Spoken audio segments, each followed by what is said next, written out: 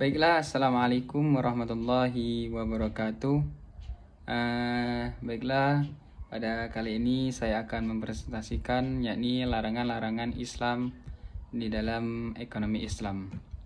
Sebelum itu, perkenalkan saya Muhammad Fathul Mubin, NIM 23021370075, kelas Eksya 2 yakni tugas pengantar ekonomi Islam dan bisnis.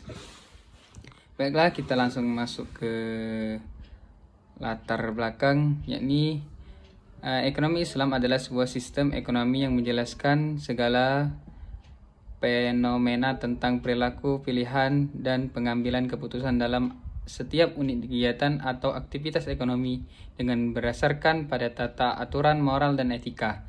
Ekonomi syariah yang merupakan bagian dari sistem perekonomian syariah memiliki karakteristik dan nilai-nilai yang berfokus pada amar ma'ruf nahi mungkar, yang berarti mengerjakan yang benar dan meninggalkan yang dilarang. Baiklah, rumusan masalah yakni yang pertama yakni larangan masyhur dalam transaksi, yang kedua yakni larangan gharar, yang ketiga larangan riba dalam transaksi, dan yang keempat yakni bentuk-bentuk transaksi yang dilarang. Selanjutnya kita pindah ke slide selanjutnya, yakni pembahasan yang pertama yakni larangan masyhur dalam transaksi. Perlu kita ketahui masyhur atau qimar yaitu suatu bentuk permainan yang dalamnya dipersyaratkan jika salah seorang pemain menang, maka ia akan mengambil keuntungan dari pemain yang kalah dan sebaliknya. Contohnya dari masyhur ini adalah judi, sedangkan beberapa aktivitas yang termasuk dalam kategori judi yang telah dilarang, misalnya seperti SMS berhadiah sesuai dengan fatwa MUI nomor 9 tahun 2008 tentang SMS berhadiah, dan kuis berbasis telepon sesuai tentang SMS. Arahan dari Dr. Nas Farid, Mufti Mesir, Senjen Majma' al-Buhus al-Islamiyah, Wafa Abu Ajuz, dan Syekh Abdul Aziz bin Ba'as. Perlu kita ketahui bahwa sesungguhnya masyhur itu yakni dilarang, ya, atau yang tadi contohnya SMS yang berhadiah dan kuis yang berbasis telepon sesuai dengan arahan tadi. Ada seorang ulama mengatakan ini kesepakatan para ulama, yakni mengatakannya haram, itu hukumnya dilarang. Artinya dilarang itu ya tidak dibolehkan, ya kawan-kawan sekalian, para pendengar. Kita kembali ke pembahasan yang berikutnya, yakni larangan gharar. Apa itu gharar? Perlu diketahui gharar yaitu ketidakpastian dalam transaksi, yakni diakibatkan dari tidak terpenuhnya ketentuan syariah dalam transaksi tersebut.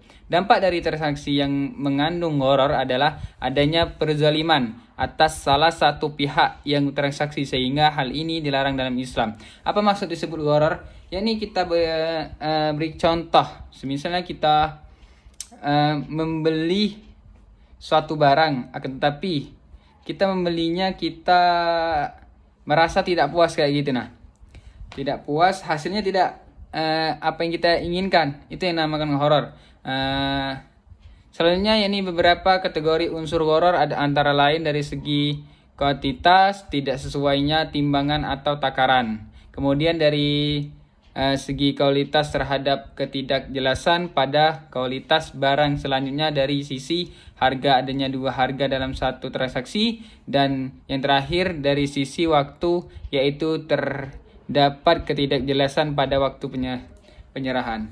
Baiklah, kita pindah ke slide selanjutnya, ini larangan riba. Kita akan membahas tentang riba. Ada yang tahu riba? Kawan-kawan sekalian, riba yaitu dari segi istilah riba bahasa sama dengan ziyadah. Berarti riba itu sama dengan bahasanya itu ziyadah. Artinya tambahan, sedangkan menurut istilah transaksi teknis, riba berarti ini pengambilan tambahan dari harta pokok atau modal secara batil. Terhadap perbedaan pendapat dalam menjelaskan riba secara umum, riba adalah penambahan terhadap hutang. Maknanya setiap penambahan pada hutang, baik kualitas atau kuantitas, banyak maupun sedikit, adalah riba yang diharamkan. Berarti riba itu tidak dibolehkan. Kalau tidak dibolehkan berarti haram menurut para ulama. Landasan mengenai riba ini sudah ada di dalam Al-Quran surah An-Nisa ayat 4, surat keempat ayat ke-29 yang berarti, hai orang-orang yang beriman, janganlah kamu memakan harta sesamamu dengan jalan yang batil. Apa maksudnya janganlah engkau memakan harta dengan jalan yang batil?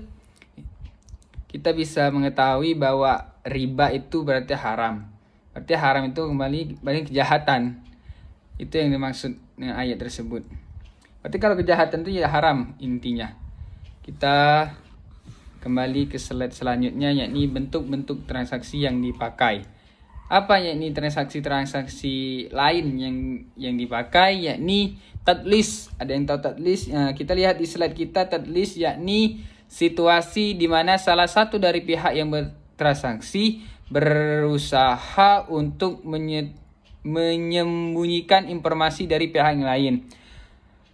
Yang kedua yakni ihtikar, yang ketiga bait najas, yang keempat gharar. Gharar tadi sudah jelaskan dari slide keberapa tadi. Baiklah, kita kembali ke slide selanjutnya. Mungkin itu saja. Mungkin ada saran dan pertanyaan pada kawan-kawan yang kurang mengerti, silakan tanya. Jangan lupa komen dan subscribe. Terima kasih. Sekian dari saya. Apabila ada kata-kata yang ada kata-kata yang salah, kita sama-sama mohon ampun. Saya mohon maaf juga pada Allah, kita sama-sama mohon ampun. Syukran ala ihtimam minkum. Wassalamualaikum warahmatullahi wabarakatuh.